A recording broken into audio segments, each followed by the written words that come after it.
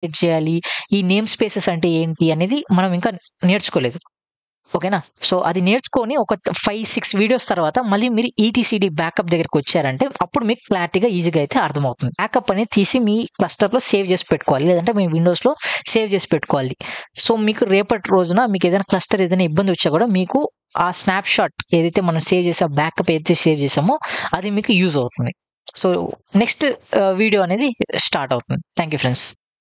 So, hi అందరికి, ఎలా ఉన్నారు? ఈ రోజు వీడియోలో మనం ఈటీసీడీ బ్యాకప్ అండ్ రిస్టోర్ ఎలా చేయాలో మనమైతే తెలుసుకుందాం.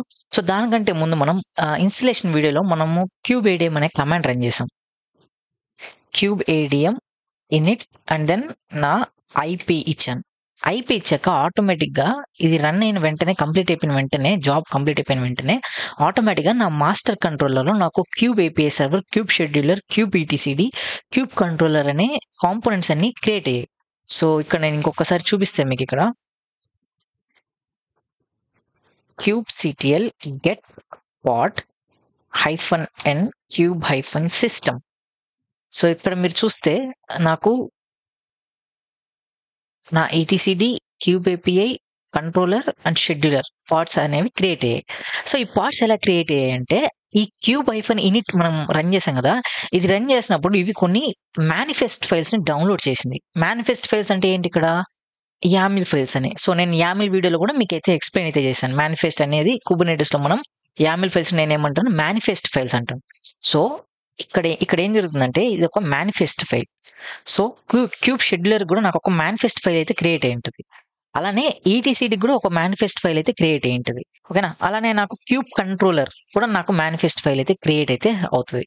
సో, ఈ మేనిఫెస్ట్ ఫైల్ అంటే ఈ యామిల్ ఫైల్‌ని యూజ్ చేసుకొని నాకు నా క్యూబ్ ఏపీఐ సర్వర్ అనే పాడ్ క్రియేట్ అయింది. By the end of the day ఇదేంటి క్యూబ్ ఏపీఐ సర్వర్ అనేది?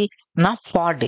సో, పాడ్ అని ఎలా చెప్తావు? మనం డాకర్ కమాండ్ ఎప్పుడైతే మనం డాకర్ పిఎస్, సో, యూజువల్‌గా మనం కంటైనరైజ్ చేసినప్పుడు మనం డాకర్ అనే రన్ టైమ్ యూజ్ చేసాం, కంటైనర్ డి అని. సో, అక్కడ నేను డాకర్ పిఎస్ అని చూస్తే నాకు నా కంటైనర్స్ అనేవి షో అవుతాయి. ఇక్కడ కుబర్నెటిస్‌లో నేనేం చేశాను, క్రయో అనే ఒక కంటైనర్ రన్ టైమ్ తీసుకున్నాను.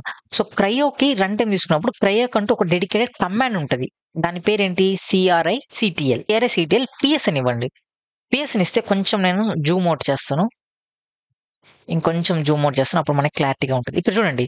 ఇప్పుడు నేను CRI-CTL ఓకేనా? పిఎస్ అని ఇస్తే ఇక్కడ నాకు క్యూబ్ ప్రాక్సీ రన్ అవుతుంది, క్యూబ్ కంట్రోలర్ రన్ అవుతుంది, క్యూబ్ ఏపీఐ సర్వర్ రన్ అవుతుంది, కాలికో ఇవన్నీ నాకైతే రన్ అవుతున్నాయి. సో, యాక్చువల్‌గా ఇవన్నీ ఏంటి? మీరు CRI-CTL పిఎస్ అని ఇచ్చినప్పుడు ఇది